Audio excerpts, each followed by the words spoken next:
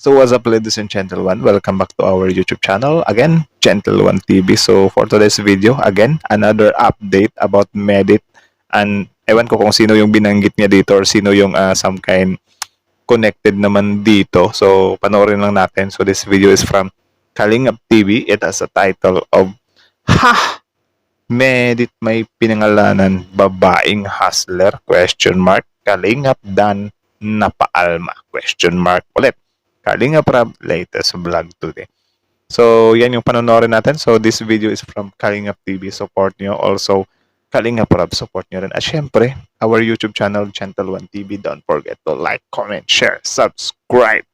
So, ladies and gentlemen, without further ado, let's watch this video together. Again, the title of this video, Ha! Medit may pinangalanan, babaeng hustler, Kalingap Dan napaalma. Oh, alma. Kalingap Rab latest vlog today. So again, Kalingap TV, Gentle One TV, like, comment, share, subscribe. Start! Nahal mga babaeng hustler. Nahal Medeth may pinangalanan na hustler. Kalingap Nako, sino kaya yung pinangalanan niya na babaeng hustler, men? Curious din ba kayo? Kasi ako, curious din ako eh. So comment down below your hula. Yeah, ako wala akong hula eh. Siguro yung sinabihan niyang babaeng hustler ay si Sir. Yung nag-viral, si Sir. Ewan ko. Tuloy. Dan napaalma. Magandang araw sa inyong lahat mga kalingap, sanay hindi nyo po makalimutan na mag-like sa video na ito. At paunawa tapusin muna ang kabuuhan ng video na ito mga kalingap at para malaman ang Yun. nilalaman nito. Watch till the end daw. At maraming salamat po mga kalingap sa pagpatuloy na pagsuporta lalo na kay Kuya Val Santos Matubang at Kalingap Rab. Also, the father and son of Kalingap Rab and Father Val Santos Matubang. Don't forget to support them. Like, comment, share, subscribe. Medeth may pinangalanan na hustler. Sino naman kaya ito mga kalingap? May Who's that? kaugnayan ba ito kay Diwata Joy? Yan ang Nako. atin ng malalaman Dalawa lang yan. Either si Diwata Joy o si Diwata Pares. Kidding. mamaya mga kalingap. Pero bago yun ay atin munang pag-usapan mga kalingap ang ginagawa ngayon ni Medeth mga kalingap at pati na rin kay Kalingap Dan. Okay. Napaalma kamakailan si Kalingap Dan noong maghiwalay na ang tambalan ng Dandith mga kalingap dahil sa ang nasisi sa hiwalayan nila ni Medeth at Kalingap Dan ay siya mismo mga kalingap dahil ang akala ng karamihan na Sino ba dapat ang sisihin? Well, ewan ko din kasi ano lang naman yan, men eh. May mga reasons din talaga kasi. Like, hindi naman talaga natin pwedeng isisi lahat kay Dan. Hindi din natin pwedeng isisi sa nila kinakalinga Prab or kay Medit. Sobrang hirap mag-ano niya naman eh. Kasi parang, ano kasi eh. Ano ba? Hirap paliwanag. Ano. Pero I think, ano lang talaga, things happen and then, yeah.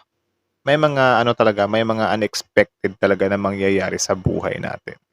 But you know, especially God has a plan din naman. So kahit nasabihin natin ang nangyayari ngayon sa buhay natin ay sobrang tawag diyan, sobrang grabe. But magugulat ka na lang after a week, month or year. Sobrang ganda na ng buhay mo. 'Di ba?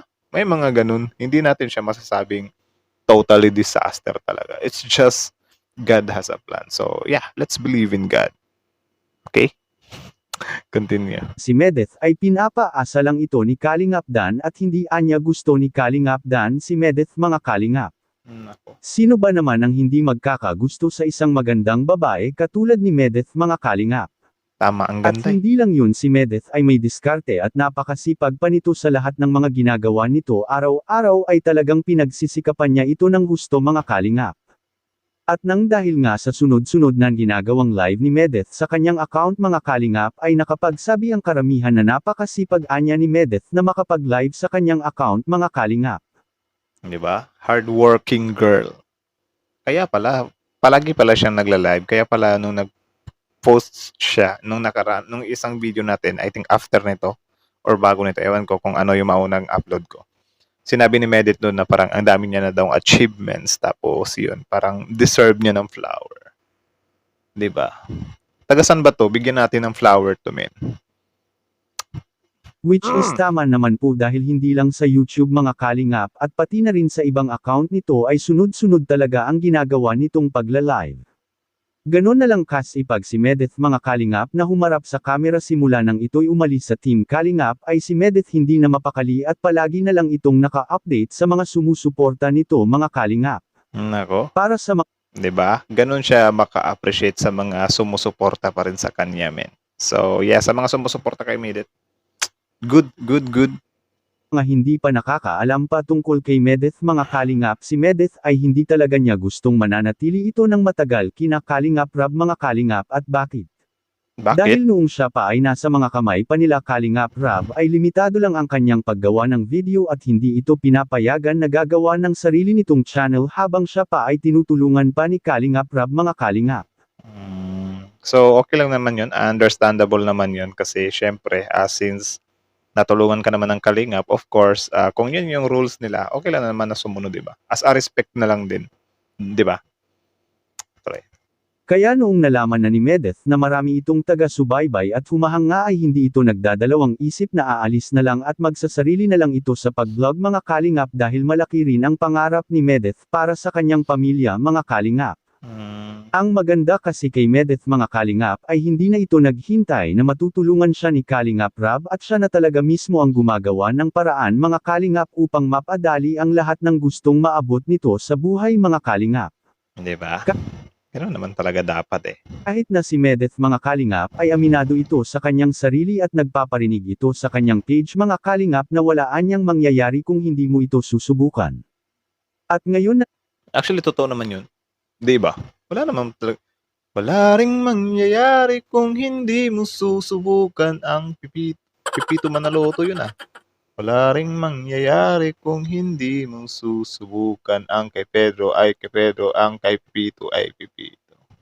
Something like that. Totoo naman yun. Ika nga nila, mas mabuti ng magkamali ka ng 10 beses kesa sa hindi mo talaga sinubukan. 'Di ba? Practice makes perfect ba yun?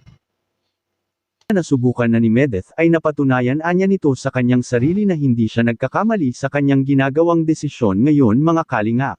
Yun. At sa makatuwid ang lahat ng ito'y kagustuhan ni Medeth na umalis sa Team Kalingap at kaya ginagawa na lang nila ni Kalingap Dan ang ganun kahit masakit sa kalooban nito ang buong katotohanan, dahil kitang-kita sa mga mata ni Kalingap Dan mga kalingap na hindi pa niya gustong magkakahiwalay ang tambalan nilang dalawa ni Medeth mga kalingap, at sa kabilang Okay. dako naman mga kalingap sino ba itong pinapangalanan ni Medeth na isang hustler? Uy, sino kaya yan? Comment kayo sa baba. Bibitinin ko muna kayo. May nagalit na eh. Uy, wag mong tigil-tigil ang video. Nabibitin ako. Actually, pasensya na kayo guys if ever na magtigil-tigil or tigil-tigil natin yung video kasi reaction video to men. At yeah, wala. Gusto kong magdaldal eh. So kung ayaw nyo ng reactionist na madaldal talaga, pwede namang panoorin nyo yung original video nasa description box below, di ba? Panoorin nyo na lang doon. So, kung gusto nyo naman na may kasama kayo manood, panoorin nyo naman tong video na to, di ba? Like, comment, share, subscribe. Kasi kaya ko parang pinutol-putol siya kasi yung mga video na nire-react ko 2 to 4 minutes lang. So, sobrang liit lang ng video or sobrang dali lang matapos. So, as a respect na lang din sa sa mga gumagawa ng video para ma-transform natin yung video ba. 'Di ba? Magalit sa akin yung yung mga may-ari nito, 'di ba? Makikita po natin sa video. Mga babaeng hustler na halos kaedad ko lang pero nasa ibang bansa na nagtatrabaho ay sa likod.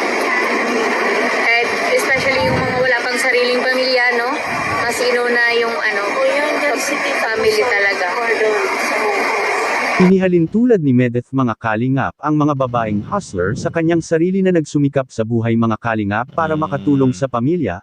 Anong masasabi niyo po tungkol dito? Please comment and God bless you. So, yun, that is from Kalingap TV. So, original video link in the description box below. Panoorin nyo rin yung video niya. Like, comment, share, subscribe. At syempre, Kalingap Rab. Support nyo rin yan. At syempre, ladies and gentlemen, our YouTube channel, Gentleman TV. Like, comment, share, subscribe. Subscribe nyo. Nandito ba yung subscribe button? I think nandito yung subscribe button. Subscribe nyo yan. Tapos, yun. About pala dun, yung mga hustler thing. So, parang, inadvisean niya rin yung mga fellow girls niya, kaparehas niya na nagsusumikap sa buhay, yung ikaw mga hustler, yun, mga some kind breadwinner. So, grabe, magandang ehemplo talaga si Medit Min. Empowerment, woman empowerment, yun, parang nagaganon pa siya, ano. So, okay lang din naman, acceptable naman yun kasi, syempre, ganun naman talagang klaseng tao si Medit, hustler din naman siya, no. So, yeah, that's it. Congrats kay Medit at sa mga success niya pa na paparating sa buhay niya. At sa mga tawag diyan, mga plano niya sa buhay, sana magtagumpay siya, no. So, yun. 'Di ba sabi ko sa inyo, kahit na mawala man siya sa kalingap, kaya niya pa rin tumayo sa sarili niya mga paa kasi nga madiskarte min eh. Hustler.